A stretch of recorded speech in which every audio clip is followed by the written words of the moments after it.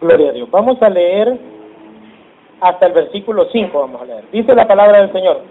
Coré, hijo de Izhar, hijo de Coat, hijo de Leví, y Datán y Abirán, hijos de Eliab, y On, hijo de Pelet, de los hijos de Rubén, tomaron gente y se levantaron contra Moisés con 250 varones de los hijos de Israel, príncipes de la congregación, de los del consejo, varones de renombre. Y se juntaron contra Moisés y Aarón, y les dijeron, basta ya de vosotros, porque toda la congregación, todos ellos son santos, y en medio de ellos está Jehová. ¿Por qué pues os levantáis vosotros sobre la congregación de Jehová?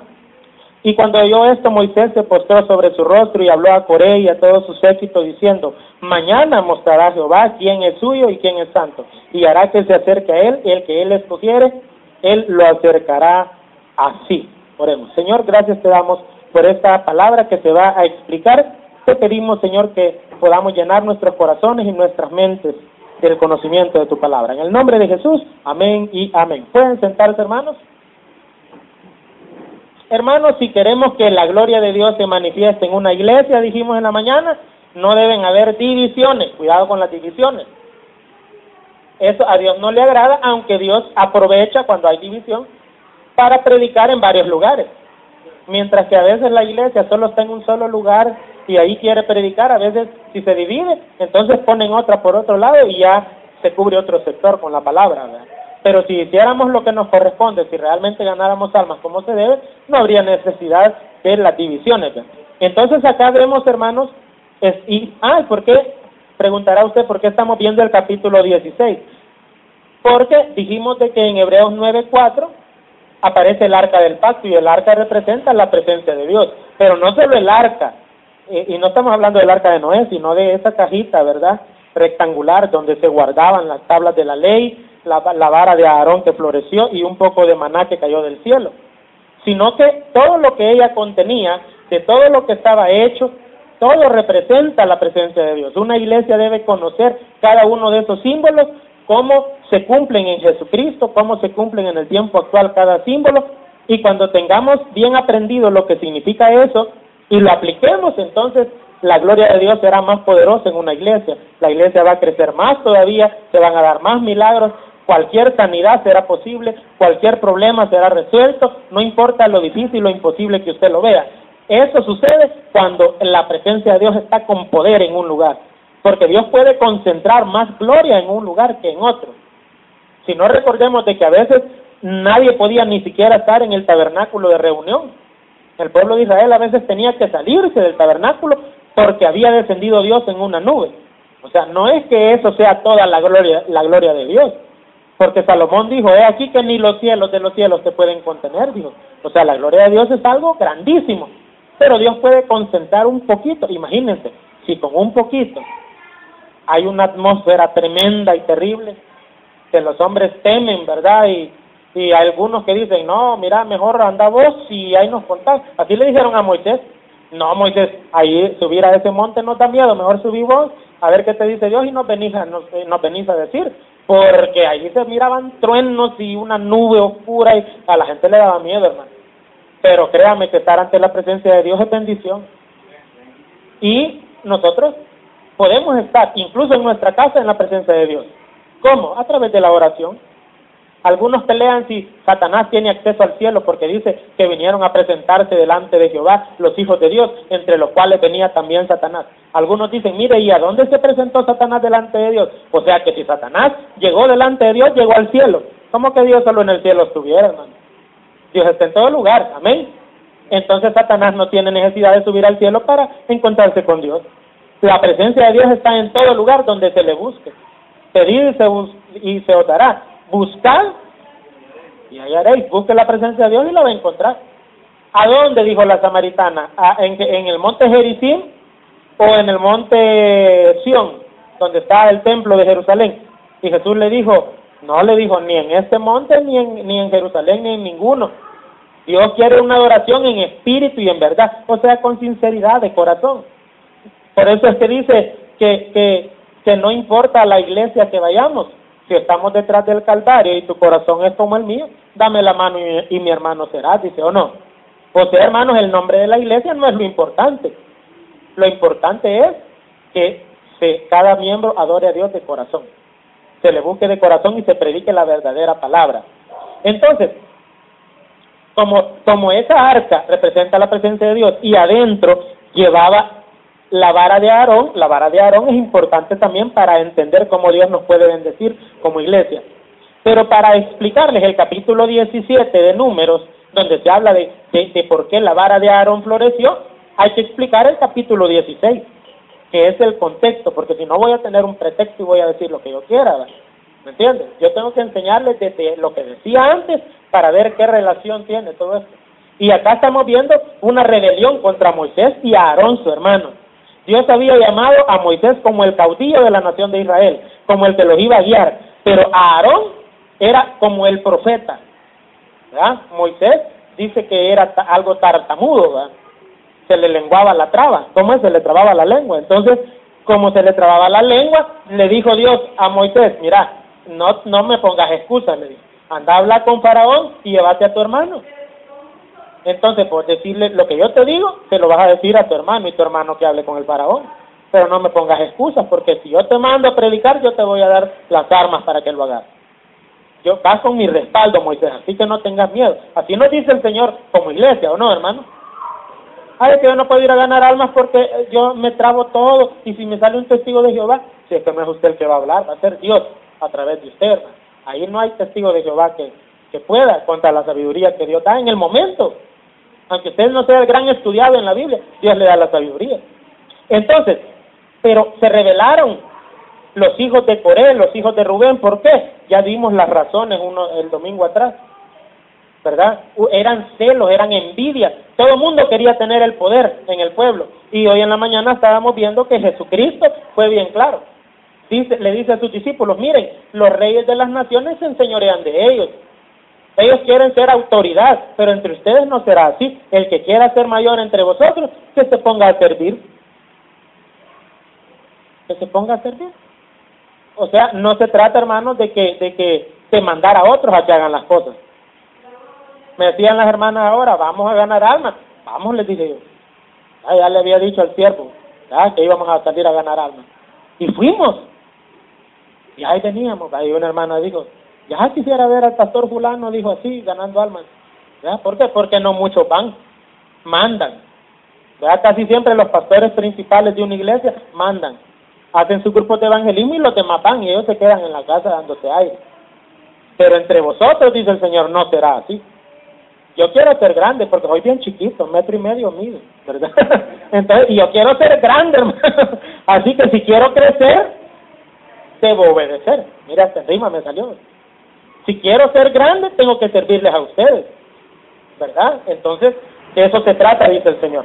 Pero ¿por qué anhelaban ellos mandar? Cuando alguien anhela mandar es porque se cree mejor que los demás. Mire lo que le dijeron a Moisés en el versículo 3. Se juntaron contra Moisés y a Aarón y les dijeron, basta ya de vosotros, porque toda la congregación, todos ellos son santos, y en medio de ellos está Jehová. Esa era la excusa, ¿no?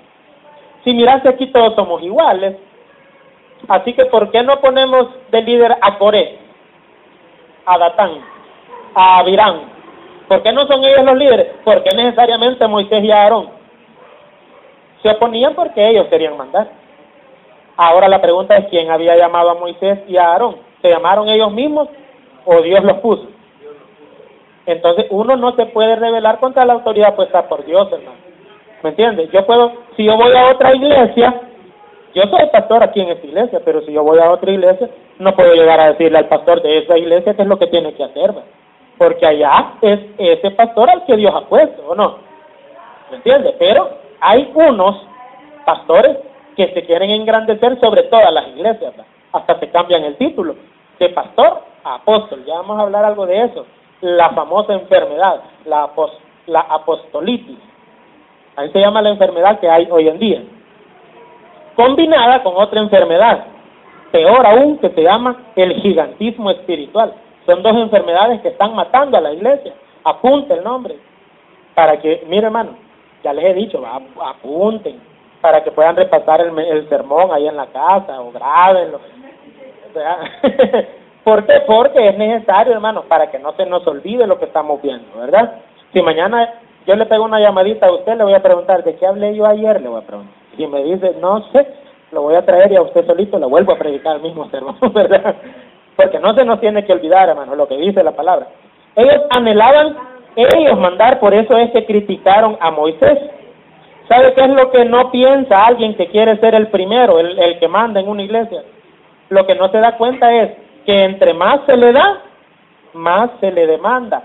Veamos, hermanos, lo que dice Santiago capítulo 3, versículo 1. En el Nuevo Testamento, después del libro de Hebreos, casi al final de la Biblia, le sale más fácil irse de retroceso. Apocalipsis, Judas, tercera, segunda, primera de Juan, segunda, primera de Pedro, y de ahí llega a Santiago.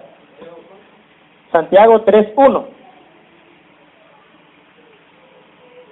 En ese orden búsquelo y lo va a hallar.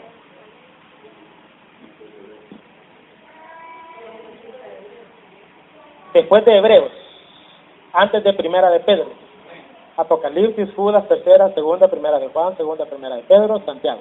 Santiago 3:1, ¿lo tenemos? Hermano Miguel, nos lo lee por favor con voz de arcángel y trompeta de Dios, para que los muertos en Cristo resucitan primero. No os hagáis maestros muchos de vosotros, sabiendo que recibiremos mayor condenación. Amén, gracias. Mire, ¿a quiénes les está hablando? Inconversos míos, dice. ¿Para que no dice así? Hermanos míos, está hablando con creyentes. No os hagáis maestros, muchos de vosotros, sabiendo que recibiréis mayor condenación. ¿Qué está diciendo? Mire, usted que quiere ser maestro, dice. Porque hay algunos que la pican, va. Yo sé más. ¿Qué me va a enseñar el pastor? Otra vez.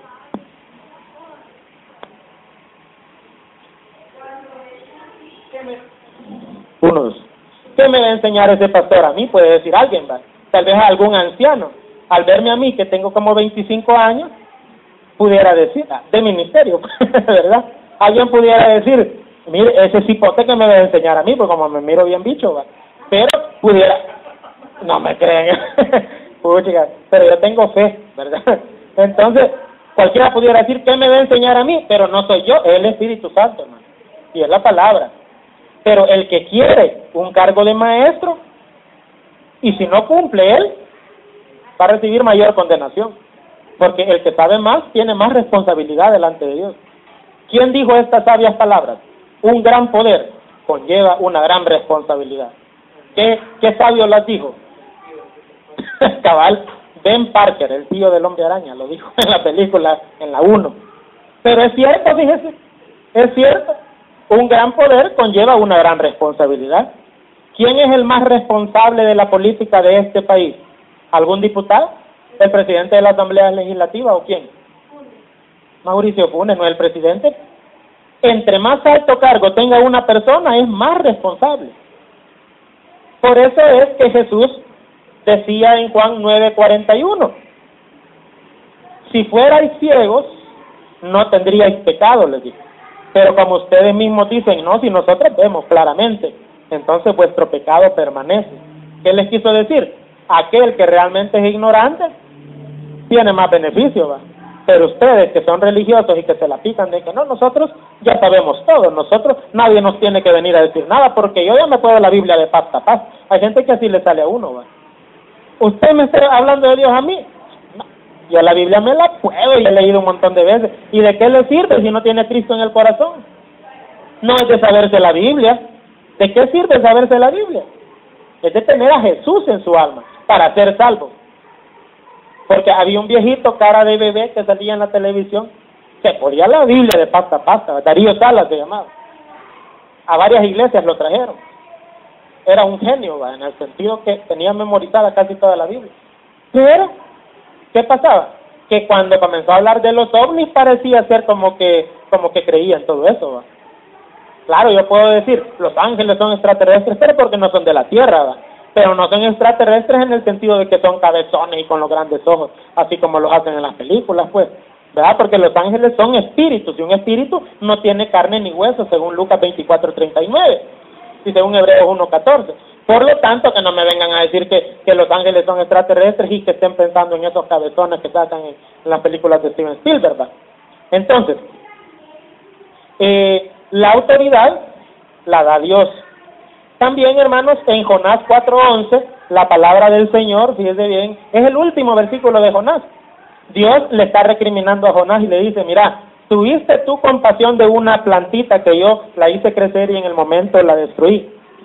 Y no tienes conciencia, Jonás, de no sé cuántas miles de personas, dijo, ahí se refería más que todo a niños, porque dice que no saben discernir entre su mano derecha y su mano izquierda, y muchos animales, dice.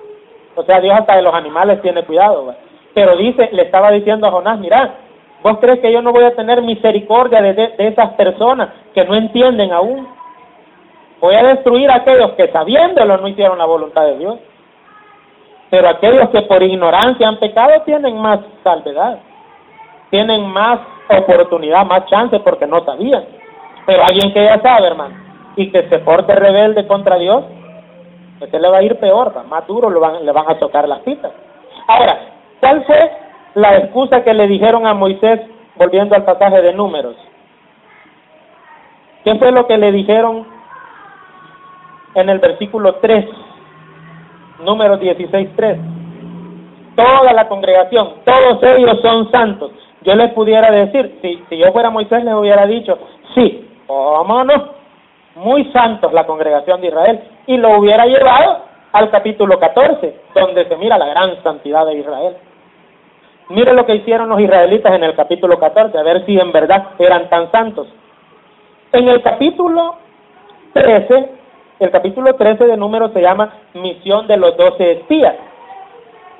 Había mandado Moisés a 12 hombres, uno por cada tribu de Israel, a inspeccionar la tierra prometida, la tierra de Canaán. Y de esos 12, cuando vinieron a dar su informe, 10 dijeron, no hombre, ¿qué vamos a ir a hacer a esa tierra? Unas ciudades amuralladas hasta el cielo, y vimos ahí a los hijos de Aná, unos gigantes, y éramos a nuestro parecer, ahí está el problema, nuestro parecer. O sea, ¿y qué importa lo que yo razone? Que esto no es de razonar, esto es de creer, ¿ya? Yo aquí en mi mente yo puedo ver a un gigante enfrente de mí, pero la victoria no tiene que ver con lo que yo crea aquí, con lo que yo tenga aquí, sino con lo que tenga aquí, en el corazón, ¿ya? La mente siempre le va a jugar sucio, le va a decir que usted no puede, que usted es un enano, que usted es un derrotado, que usted es un vencido. Antes de comenzar el culto estaba escuchando hablar a 2 profesionales de la venta, ¿va? Mi hermano Palma y el hermano Stanislao. ¿Y de qué estaban hablando, hermano Palma? De que hay personas de que van a vender y antes de entrar al ruedo a vender ya van derrotados.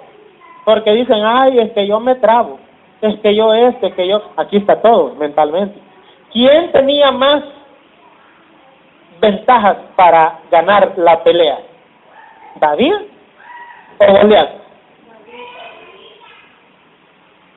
David, ¿por qué? Ajá, pero quitando la parte espiritual, físicamente hablando, ¿quién tenía más ventaja para ganar? Goliat. No, David. No me crees. Sí, es que uno es chiquito pero picoso. Mire, o sea, lo pequeño no quiere decir que sea desventaja. Vea en el fútbol. ¿Cuántos de la mayoría de futbolistas buenos que han habido en la historia, cuántos han sido bien altos? La mayoría han sido pequeños. Romario, Maradona, aquí en el país Cienfuegos, ¿va? O sea, la mayoría han sido pequeños, no han sido los grandes. Zidane quizás es uno de los más grandes que ha habido, ¿va? Me refiero a la estatura. Pero fíjense que, ¿por qué? Porque el gigantismo es una enfermedad. Goliat estaba enfermo. Fíjense bien, es una enfermedad. El ser demasiado alto, científicamente, se ha comprobado que pierden la visión periférica. ¿Qué quiere decir? Que se desubican por la altura. Y David, como era pequeñito, hermanos, tenía la agilidad de un conejo, ¿sabes? Entonces, imagínense el gigante tratando de lanzarle la lanza, valga la redundancia, ¿verdad? Y entonces, y el David corriendo de aquí para allá, ¡ey, quédate quieto! Así, ¿verdad? Para dejarte a lanzar, ¿verdad?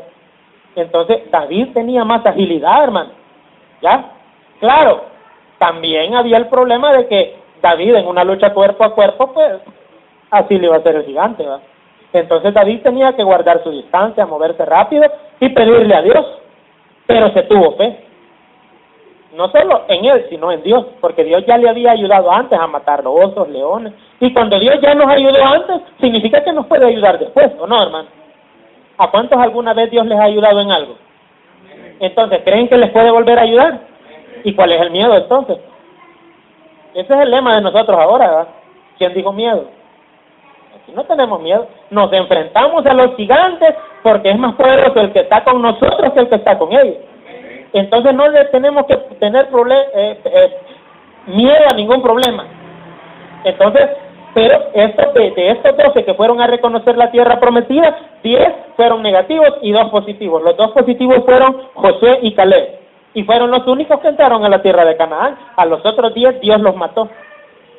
¿Por qué? Porque no solo trajeron malas noticias. Miren lo que dice el 13:33 de Números. También vimos allí gigantes, hijos de Anac, raza de los gigantes, y éramos nosotros, a nuestro parecer, como langostas. O sea, era un problema de, ¿cómo se dice cuando uno se siente menos? Complejo. Era un complejo de inferioridad. Yo, a mi parecer, soy una langosta, ¿viste? Un vil gusano, una cucaracha, una podrida llaga. Ay, Dios. Nosotros no somos podrida llaga ni vil gusano, somos hijos del Dios viviente. ¿Ven? Nunca andé diciendo así: ay, Señor, tú sabes que yo soy una podrida llaga y tú eres mi padre. Qué raro, va Dios, no es padre de podridas llagas, hermano. Imagina, qué raro, va. Señor, soy un vil gusano y tú eres mi papá. Imagínese Dios engendrando gusanos. No se puede, hermano. ¿Verdad? Tenemos ahora la naturaleza divina dentro de nosotros, el Espíritu Santo, va. Entonces, ¿pero qué pasó? Que dice el capítulo 14, versículo 1. Entonces toda la congregación gritó y dio voces, y el pueblo lloró aquella noche, y se quejaron contra Moisés y contra Aarón, todos los hijos de Israel, y les dijo toda la multitud: ojalá muriéramos en la tierra de Egipto, o en este desierto, ojalá muriéramos. ¿Y por qué nos trae Jehová a esta tierra para caer a espada, que nuestras mujeres, nuestros niños sean por presa? ¿No nos sería mejor volvernos a Egipto? Y decían el uno al otro: designemos un capitán y volvámonos a Egipto. Entonces Moisés y Aarón se postraron sobre sus rostros delante de toda la multitud y de la congregación de los hijos de Israel. Y Josué, hijo de Nun, y Caleb, hijo de Jefone, que eran de los que habían reconocido la tierra, rompieron sus vestidos y hablaron a toda la congregación de los hijos de Israel, diciendo: la tierra por donde pasamos para reconocerla es tierra en gran manera buena. Si Jehová, ahí está el requisito, mire, ahí está el requisito, no importa si usted es pequeñito o es grande, siga el requisito de Dios, dice: si Jehová se agradare de nosotros. ¿Cuál es la clave? Que Jehová se agrade de nosotros. Si Jehová se agradare de nosotros, Él nos llevará a esta tierra y nos la entregará. Tierra que fluye. Vaya, ¿cuál es la clave? Ser agradables ante Dios. Pregunto, ¿es usted agradable ante Dios? ¿O sus obras lo hacen muy desagradable ante Dios? De escondidas anda pecando. De eso, mire, la mayoría de gente que está toda arruinada es porque no anda bien con Dios. Porque, fíjese bien, yo entiendo que a veces podemos tener pruebas, momentos de dificultad, pero cuando pasan años y toda la vida estamos arruinados, hermano, algo está malo en nosotros. ¿Me entiendes? Entonces, Dios se molestó porque ellos se pusieron negativos y Dios quiso destruir a Israel, pero Moisés intercedió en este capítulo 14 y no los destruyó. Pero sí mató a mucho pueblo, dice el versículo 20, 14-20. Entonces Jehová dijo: yo lo he perdonado conforme a tu dicho, le dijo a Moisés, mas tan ciertamente como vivo yo y mi gloria llena toda la tierra, todos los que vieron mi gloria y mis señales que he hecho en Egipto, en el desierto, y me han tentado ya 10 veces y no han oído mi voz, no verán la tierra, de la cual juré a sus padres. No, ninguno de los que me han irritado la verdad, la verá. Pero a mi siervo Caleb, por cuanto hubo en él otro espíritu y decidió ir en pos de mí, yo le meteré en la tierra donde entró y en su descendencia tendrá en posesión, dice. Versículo 27, ¿hasta cuándo oiré esta depravada multitud que murmura contra mí, las querellas de los hijos de Israel, que de mí se quejan? Versículo 29, en este desierto caerán vuestros cuerpos, todo el número de los que fueron contados de entre vosotros de 20 años para arriba, los cuales han murmurado contra mí. Luego dice, en el 31, pero a vuestros niños, de los cuales dijisteis que serían por presa, yo los introduciré, y ellos conocerán la tierra que vosotros despreciasteis. Después de todo eso que Dios anunció, hermanos, en los versículos 36 al 38, siempre del capítulo 14, el título que está ahí, ¿cuál es? No, el 14 del 36 al 38, el título que tiene ahí. Se murieron los 10 espías malvados. ¿Cuál es el título de los versículos 39 al 45? En esa derrota enorme me da risa porque viene Dios y les dice, por cuanto son unos cobardes y no quisieron ir a pelear cuando yo les dije, se van a morir. Y Dios dijo, hasta aquí, ya caso cerrado. ¿Sabe qué hicieron ellos? Después de que habían dicho, estas ciudades son enormes y hay unos grandes gigantes y nos van a matar. Tenían miedo, ¿verdad? Que no querían ir. Pero cuando Dios dijo, por incrédulos, me voy a deshacer de ustedes. Y le dijeron a Moisés, mira Moisés, ¿crees que todavía podemos ir a pelear? Ahorita ya nos dieron ganas de ir a pelear. Vamos, dijeron. Y Moisés les dijo, miren, ustedes lo están haciendo por orgullo. Ya Dios dijo que los va a matar, los hijos de ustedes van a entrar a Canaán. No, Moisés, tal vez hacemos retroceder a Dios en lo que Él ha dicho. Dios no es hombre para que mienta, ni hijo de hombre para que se arrepienta. Él dijo, y no hará. Si Dios dice, lo va a hacer. ¿O no, hermano? Pero ellos dijeron, no Moisés, no nos digas nada, vamos a ir a pelear. Y agarraron sus armas y se fueron a pelear. Porque Dios ya había dicho que los iba a matar. ¿Creen ustedes que eso conmovió a Dios? Allá venían derrotados, corriendo, venía el enemigo detrás. De burla, de chiste sirvieron.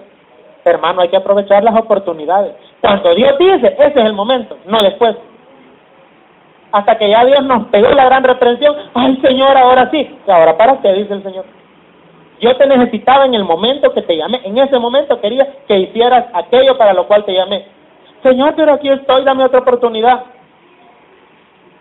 Y las almas perdiéndose porque usted no quiso en el momento que Dios lo llamó. ¿Me entiende? O sea, hermano, Dios quiere que le sirvamos cuando Él dice, no cuando nosotros decimos. Y estos Coré, Datán y Abirán estaban diciendo que el pueblo era santo. Tan santo no era, porque ahí pecaron contra Dios. De hecho, Dios ni los dejó entrar. Ahora, ¿por qué, hermanos, o a quién elige Dios? ¿Cómo debe ser el verdadero siervo de Dios? ¿A quién? Bueno, para contestar esta pregunta habría que preguntarnos, ¿a quién era el que había elegido Dios como líder general de la nación en este momento? Moisés. ¿Cómo era Moisés? Vea el versículo 4. Cuando oyó esto Moisés, o sea, las quejas del pueblo, ¿qué hizo? Se postró sobre su rostro. ¿Qué significa? Que es humilde. El verdadero líder que va a guiar a un pueblo que va a crecer y va a ser grande, o los verdaderos líderes, porque el líder no solo es el pastor, tiene otra gente detrás también apoyando, ayudando. Tenemos todos los que dirigimos la iglesia que ser gente que se postra, que es humilde, que reconoce su pequeñez. Veamos 1 Corintios capítulo 1, versículo 25 al 29. 1 Corintios 1, del 25 al 29.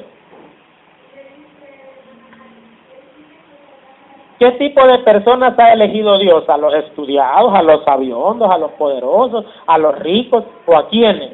Veamos qué tipo de gente escogió Dios. Versículo 25, porque lo insensato de Dios es más sabio que los hombres. Nosotros éramos los insensatos y ahora somos de Dios, ¿sí o no, hermano? Entonces nosotros somos lo insensato de Dios. Pero ahora hemos pasado de ser de lo que para la gente, porque para la gente nosotros somos insensatos, somos tontos. Pero aquí dice que somos más sabios que los hombres. ¿Por qué? Porque tenemos la mente de Cristo. Ya nos cambió la mentalidad. Antes éramos derrotistas. Entrábamos a una batalla ya derrotados. Ahora somos más que vencedores. Amén, hermanos. ¿Cuántos declaran que son más que vencedores? Amén. Fíjense bien. Luego dice, y lo débil de Dios es más fuerte que los hombres. Para la gente somos débiles. Es iglesia, una iglesita. Para Dios somos fuertes. También dice en el 26, pues mirad, hermanos, vuestra vocación, o sea, llamamiento, que no sois muchos sabios según la carne, o hay aquí, hermanos, ingenieros, arquitectos, políticos millonarios. Yo les aseguro que la mayoría de nosotros quizás no tenemos tanta preparación. Habrá uno que otro entre nosotros que tal vez sacó una carrera universitaria, ¿verdad? Pero no somos la mayoría. Yo 1 año y medio hice nada más en psicología en la Universidad Nacional. Ya de ahí todos mis estudios han sido de teología. Pero por ahí me cayó una llamadita que me están buscando una beca para estudiar la licenciatura y para dar clases al mismo tiempo en la Universidad Evangélica. Sin yo solicitarlo, primero Dios me salga eso, ¿ya? Y sin ser licenciado en teología.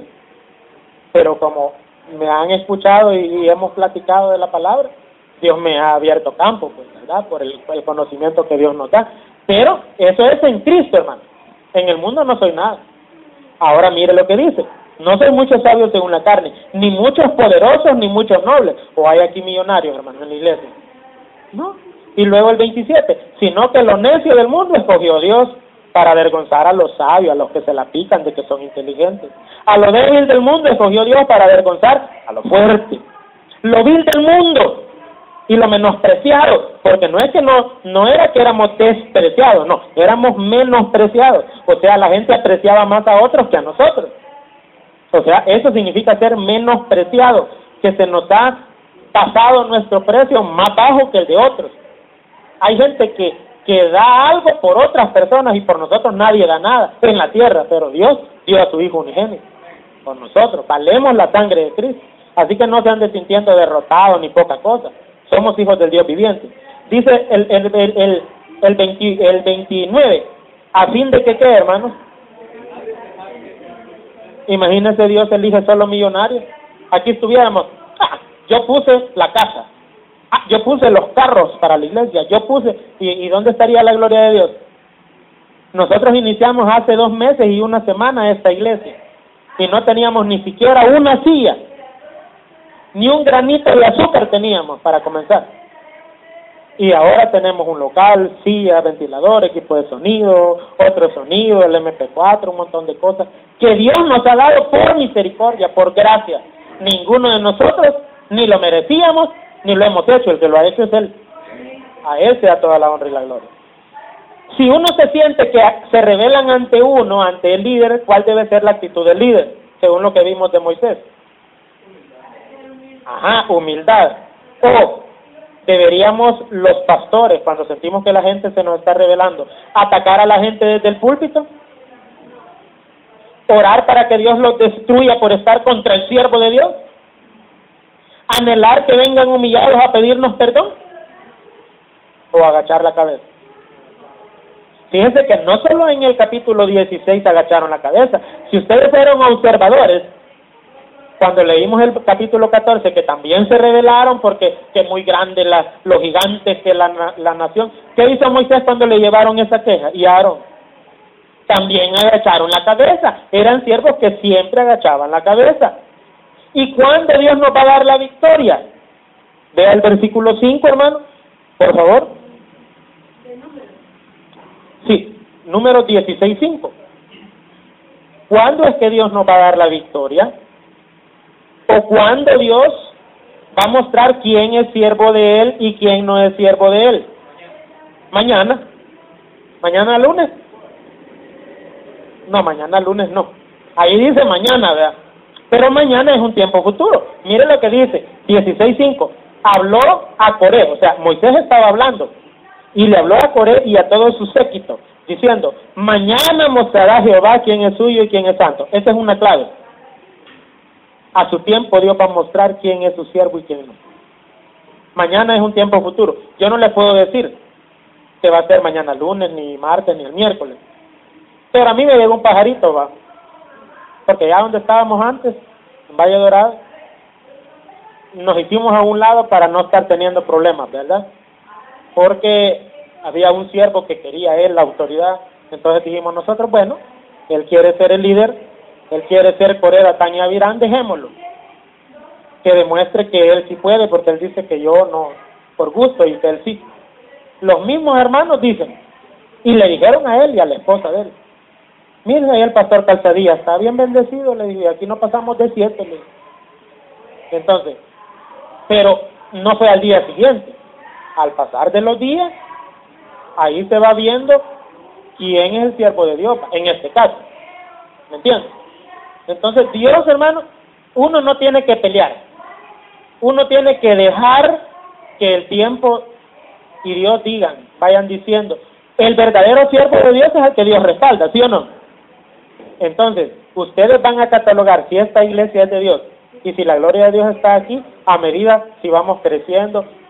Hasta ahorita, hasta este momento, según lo que han podido ver nuestros ojos, lo que hemos podido palpar, el movimiento que se ve, lo que Dios está haciendo. Pregunto, ¿creen que sea de Dios esta iglesia? ¿Sienten que Dios realmente nos está respaldando? Entonces no tenemos nada que temer. A su tiempo Dios lo demostrará. Pero mire el versículo 6. Haced esto, dice. Tomaos incensarios por ahí todos sus séquitos. ¿Y para qué era el incensario?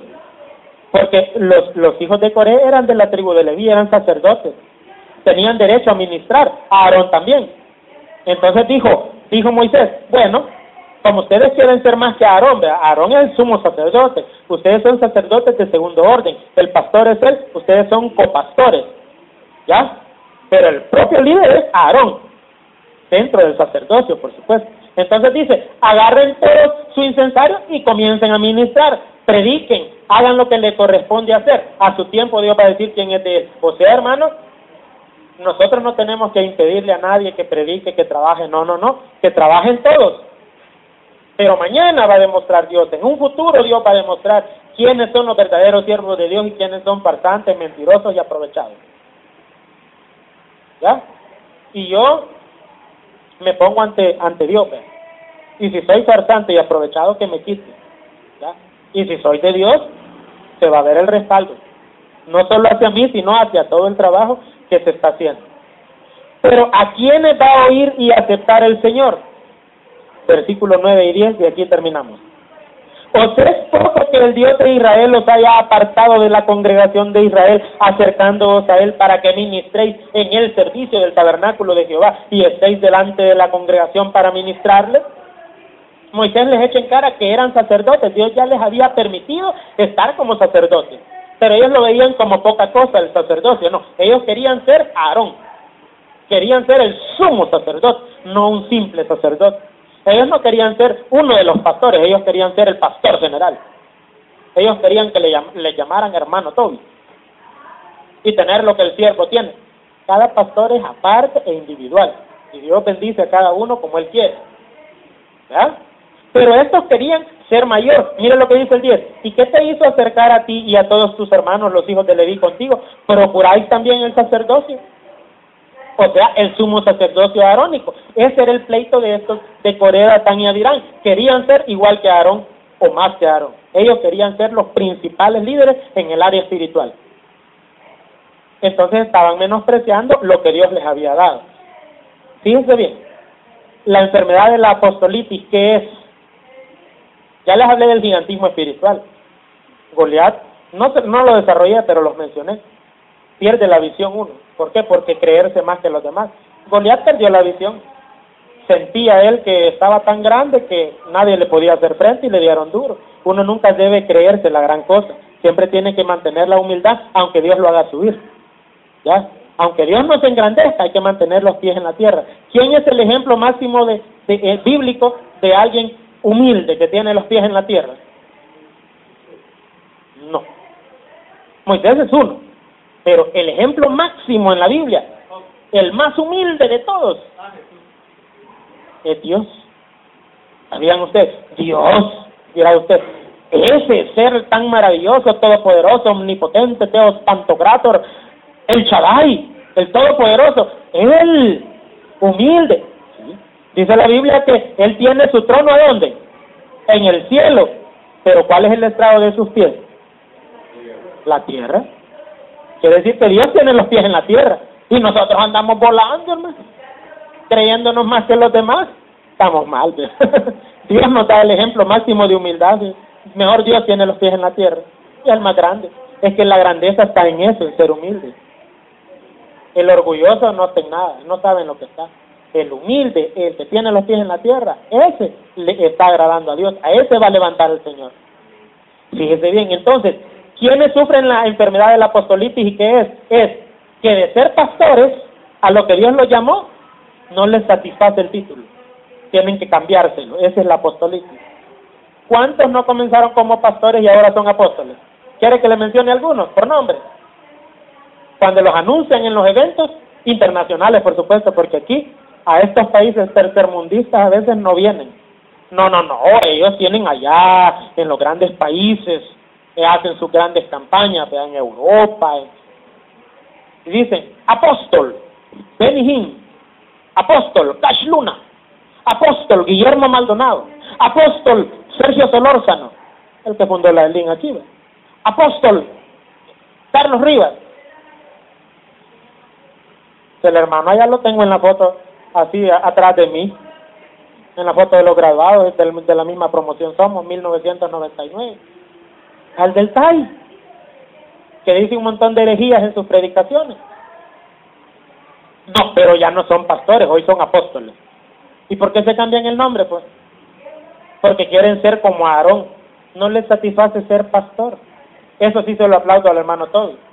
Es doctor y tiene un PhD y no sé qué otra cosa, pero él siempre ha dicho, llámenme pastor, dice. ¿Sí o no?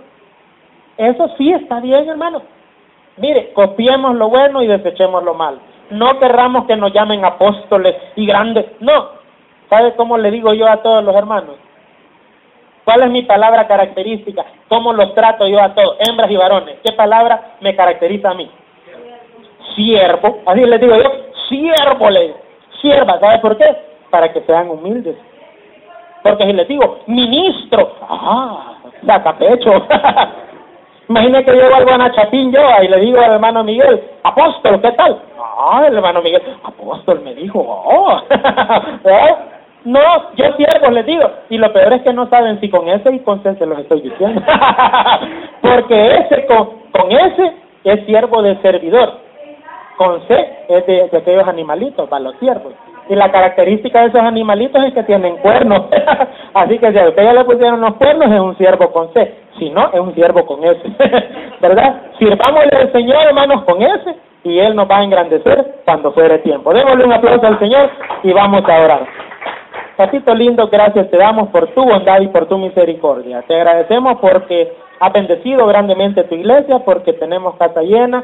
Bendice a todos los hermanos que aquí se congregan y que cada día vaya creciendo más y más, que cada uno decida invitar a otras personas, Señor, y que así podamos, Señor, tener una mega iglesia, no para jactarnos, sino que porque eso va a significar que más y más gente se está salvando, escuchando el verdadero mensaje de tu palabra. Ahora